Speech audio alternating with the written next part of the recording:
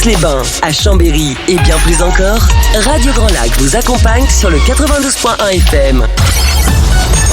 Les clés pour valoriser son patrimoine et créer de la valeur, on passe à l'action avec Fabien sur Radio Grand Lac. Bonjour à tous et bienvenue pour une nouvelle émission de On passe à l'action sur Radio Grand Lac en compagnie de Jean-Pierre et puis d'un invité surprise aujourd'hui. L'idée donc c'est suite à l'émission qu'on avait eue avec Laurent Reynaud, notaire à Aix-les-Bains, de revenir sur le cadre dans lequel on peut effectuer un investissement pour préparer sa retraite, pour générer des compléments de revenus. Et qui de mieux finalement pour aborder ce point-là qu'un expert comptable associé d'une des plus grandes entreprises de la région Savoie-Haute-Savoie. Nous avons le plaisir aujourd'hui d'accueillir Laurent Cartier. Bonjour Laurent. Bonjour Fabien. Écoute, merci de ton invitation et ça tombe bien parce que j'ai un client, Bruno, il a 55 ans, il a 2 enfants, il est marié et il vient juste de vendre son entreprise et il a 500 000 euros net d'impôts dans ses poches. Et lui, il souhaite générer des compléments de revenus de 30 000 euros par an sur 20 ans. Alors Fabien, toi qui es un banquier conseil, tu nous préconises quoi ? Oula, directement Laurent, et tu rentres dans le sujet. Déjà, merci d'avoir pensé à moi et merci de me solliciter.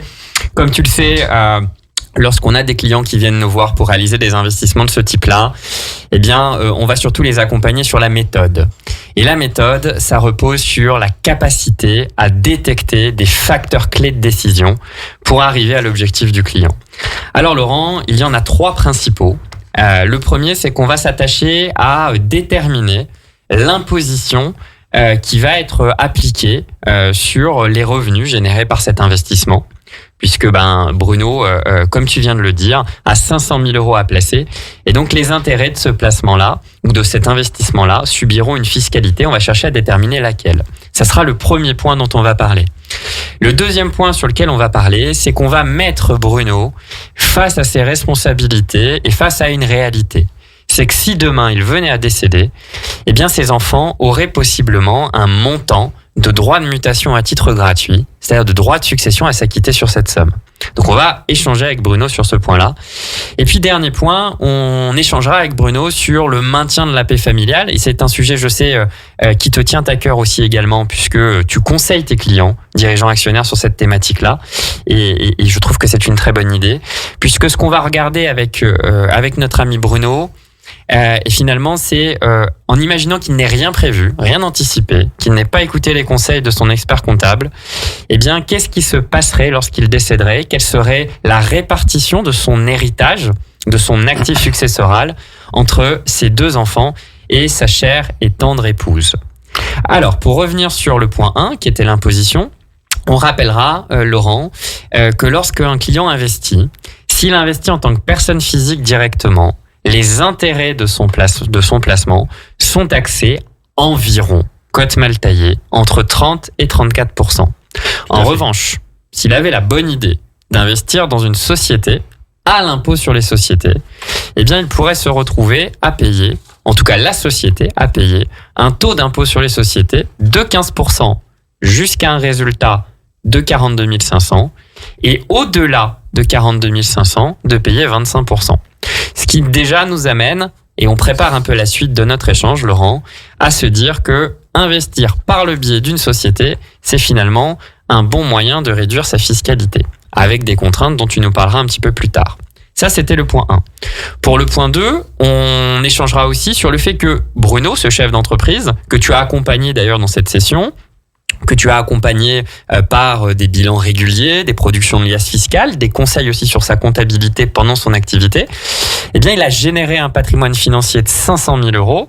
Et si demain il lui arrivait quelque chose, ses enfants devraient payer des droits de succession d'environ 20%, avec un taux d'environ 20% sur la fraction qui dépasse 200 000 euros.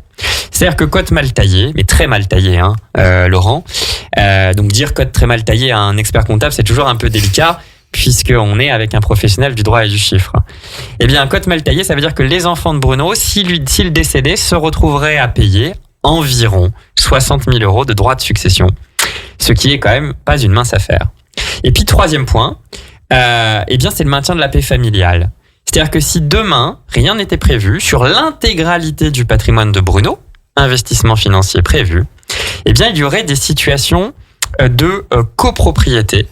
C'est-à-dire qu'il y aurait des situations dans lesquelles l'épouse de Bruno et les enfants seraient ensemble à gérer, à prendre des décisions sur ces 500 000 euros. Et peut-être que les enfants auraient envie de tout dépenser, peut-être que madame aurait envie de capitaliser, peut-être que tout simplement, ils n'auraient pas les mêmes objectifs, même au sein des enfants.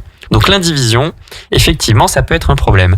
D'ailleurs, sur ce sujet-là, Laurent, t'as un avis, non ? Oui, tout à fait, Fabien. Je pense que ta remarque est extrêmement pertinente. Nous, au cabinet, MG, on a déjà vécu des cas d'indivision où ça a créé une vraie zone de tension dans les familles. Et ça a été jusqu'à nommer un administrateur auprès du tribunal pour gérer la division. Donc le sujet est pertinent et doit être traité en amont.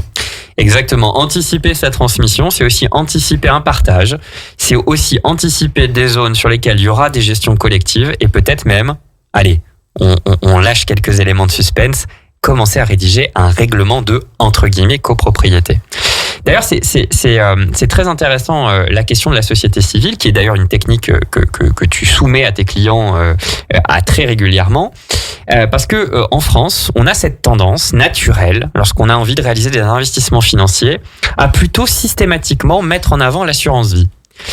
Pour autant, investir via d'autres techniques, notamment sociétaires, pourrait être intéressant.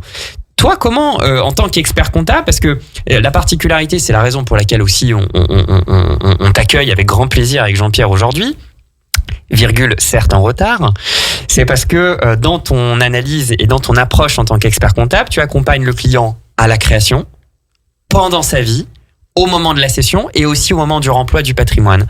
Et donc du coup, toi, quand tu es dans cette phase où tu accompagnes un client dirigeant actionnaire qui vend son entreprise et qui veut réinvestir, quel est ton avis sur une alternative à l'assurance vie ?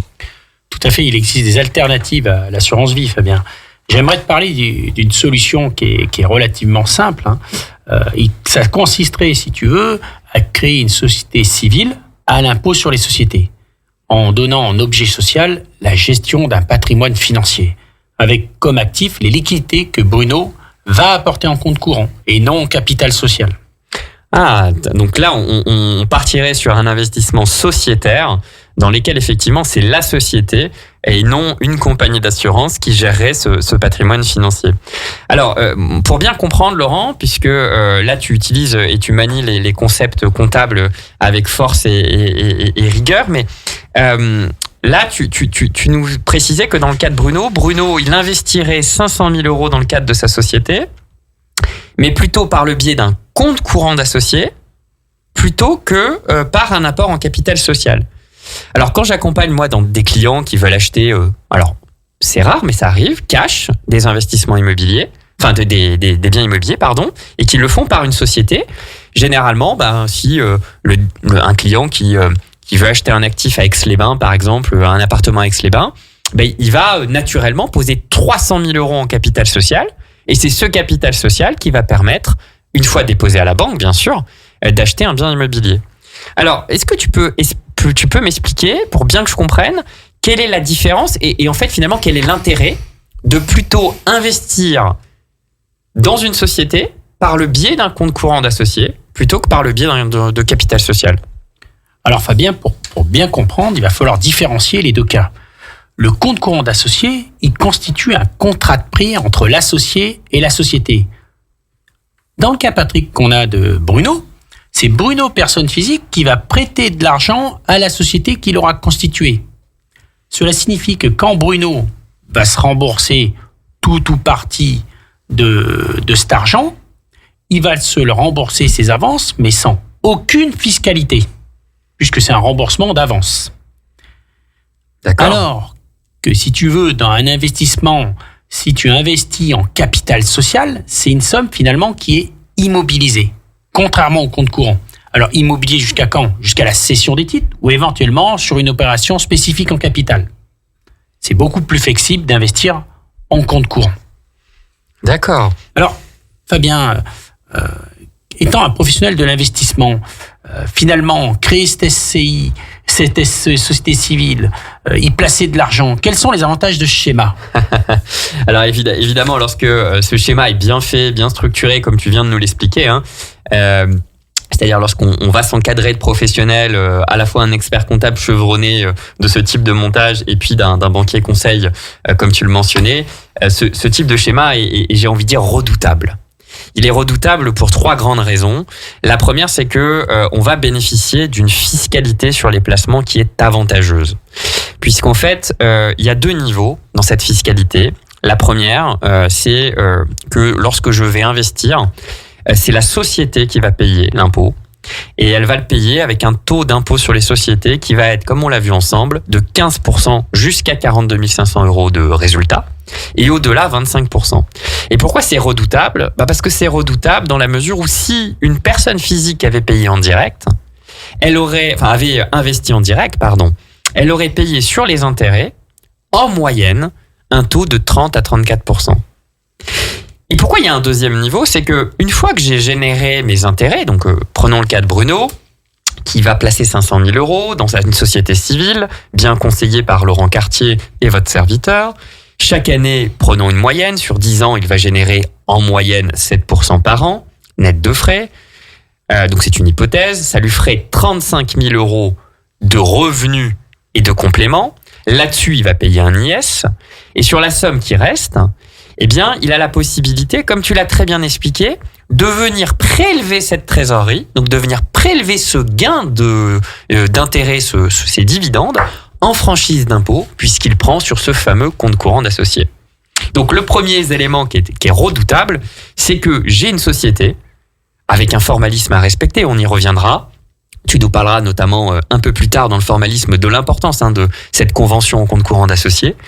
Mais on va avoir un outil qui va nous permettre d'avoir une fiscalité à l'impôt sur les sociétés faible et une absence de fiscalité à l'impôt sur le revenu. Ça, c'est le premier point. Le deuxième point qui rend les choses redoutables, c'est que lorsque l'on va créer cette société, eh bien cette société a une valeur égale à 0. Alors là, ça parle à l'expert comptable qui est en face de moi, qui me regarde, puisqu'effectivement, on va avoir à l'actif notre investissement. Donc, par exemple, dans cette émission, on en a souvent parlé. Pourquoi pas un mix d'actions titres vifs avec du LVMH, du Nestlé, du Microsoft, du Fortinet. Donc, qui vont viser cette rémunération de 7% par an sur un horizon d'une dizaine d'années. Et puis, de l'autre côté, on aura en passif 500 000 € de compte courant d'associé. Et donc, comme la valeur de la société, c'est la valeur de l'actif moins la valeur du passif, eh bien, 500 000 moins 500 000 égale 0. Bravo Fabien. Effectivement, ça fait 0. Mais Fabien, je réfléchis à voix haute. Mais cela signifie que Bruno peut transmettre 500 000 € sans droit de succession lors de son décès? Alors c'est évidemment une très bonne question et c'est sûr qu'on ne te la fait pas à toi, Laurent. Il faut bien comprendre quelque chose, c'est que on va transmettre ces titres de cette société civile en franchise de droit de donation, puisque on applique un taux d'imposition sur une base de 0. En revanche, l'administration fiscale considère que la valeur du compte courant d'associé au jour du décès est soumise au droit de succession et facture donc ces fameux 20% ou plus si affinité. Et donc tout est là dans l'intérêt du schéma, c'est que chaque année, on va prélever environ 35 000 € moins la fiscalité qui s'applique, faisons une cote mal taillée aux alentours de 25 000 €. Donc chaque année, les résultats nets d'impôts, nets de frais de notre placement investissement financier s'élèvent à 25 000 € et on va venir les prélever du compte courant d'associé et donc diminuer d'autant notre compte courant d'associé. Ce qui veut dire que petit à petit, eh bien, on va ramener ce compte courant d'associé sur 15 ans, sur 20 ans, en fonction des performances, voire même sur plus, à une base égale à 0. S'il n'est pas égal à 0, ce n'est pas tout à fait grave, parce que tout ce qu'on retire, c'est toujours de ce qu'il y aurait eu de moins dans la succession classique. Donc finalement, eh bien, c'est un bon moyen de le faire comme ça. Oui, Fabien, mais attention quand même, il y a un proverbe en France qui dit « donner et retenir ne vaut ». Alors, je suis pas sûr de bien comprendre ce que tu veux dire, mais en tout cas, moi, sache quelque chose, en matière de viande, je préfère le bœuf.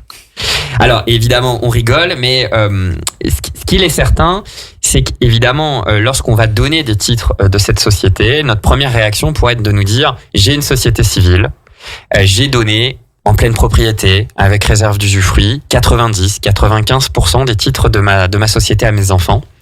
Est-ce que c'est toujours moi qui va pouvoir être le maître à bord ?» Eh bien, la réponse, c'est oui, puisque l'avantage, c'est que lorsque l'on va travailler ensemble avec un expert comptable de qualité et ses équipes, puisque précisons, Laurent, qu'aujourd'hui, Magnien Gécor, c'est avant tout de l'expertise comptable, mais qu'aujourd'hui, vous traitez la totalité des problématiques d'un client.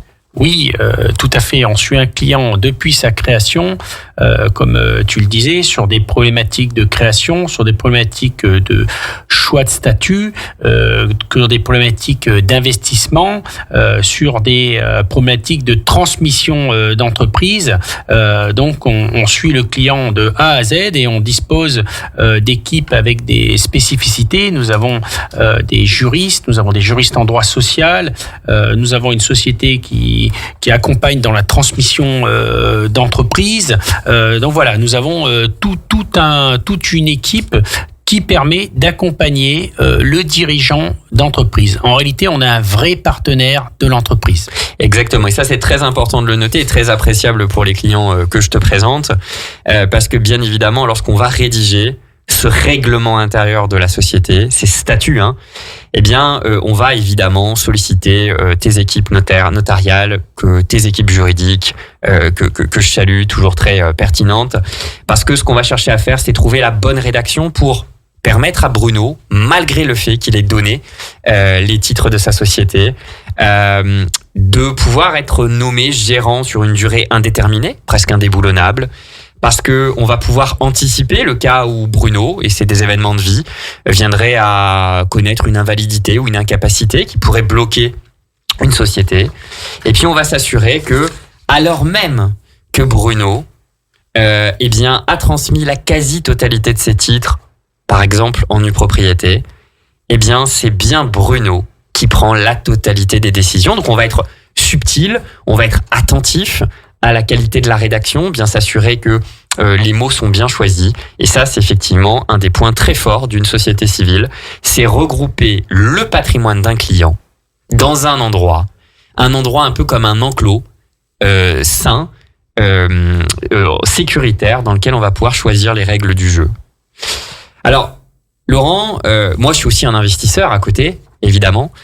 Et lorsque je me lance dans un projet ou dans un cadre juridique, je m'intéresse toujours un peu à la lourdeur administrative, aux démarches, au temps que je vais passer à autre chose que ce que j'aime faire. Alors moi, j'ai une question pour toi. Laurent, créer une société, c'est des démarches. C'est rédiger des statuts. C'est produire des bilans comptables. C'est assurer un suivi juridique. Ça vaut vraiment le coup, Laurent ? Alors Fabien, déjà, quand tu vas mettre bout à bout tous les frais d'une société civile et que tu vas le comparer au coût d'un investissement en assurance vie, finalement, ça revient à l'identique en matière de coûts. Et même, Fabien, en intégrant tes frais de gestion. Oh, il est coquin. En tout cas, tu l'as bien compris. Il y a du juridique à faire. Il y a de la création de statut. Et même, tu as vu que la création de statut était personnalisée au client chez MG. Il y a un suivi juridique à faire. Il y a l'établissement des bilans. Effectivement, il y a de l'administratif à gérer.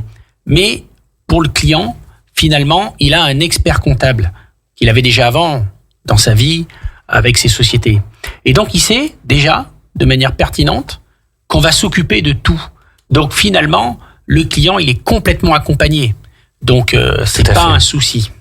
Voilà. En plus, quand tu réfléchis par rapport à d'autres investissements, ça va lui permettre aussi d'avoir une fois au moins par an un rendez-vous avec son banquier conseil, qui est Fabien, de qualité, et son expert comptable, Laurent Cartier, expert comptable chez MG.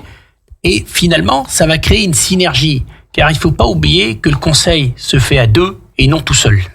Exactement. Et moi, j'aime beaucoup l'exemple du médecin de famille L'avantage d'avoir ces réunions, c'est qu'on se met autour de la table une fois par an, on reprend les choses, on revient sur des concepts que nous on a expliqués, Laurent, au début avec nos clients, qui paraissaient clairs, et puis finalement la vie a fait qu'ils les ont oubliés, que c'est plus tout à fait évident. Et ça nous permet de revoir des opportunités juridiques et fiscales, ça permet de rassurer les clients, et aussi de leur assurer que quels que soient les événements de vie qui vont se produire, eh bien ils ont toujours ces conseillers, ces guides, un peu ces phares, pour pouvoir leur permettre de les accompagner dans la gestion de leur patrimoine. Alors, un dernier petit mot, parce que c'est aussi une de tes spécificités, c'est de boucler la boucle d'un point de vue formalité. Peut-être un petit mot sur la convention de compte courant d'associés. Je sais que tu les fais quasi systématiquement à tes clients.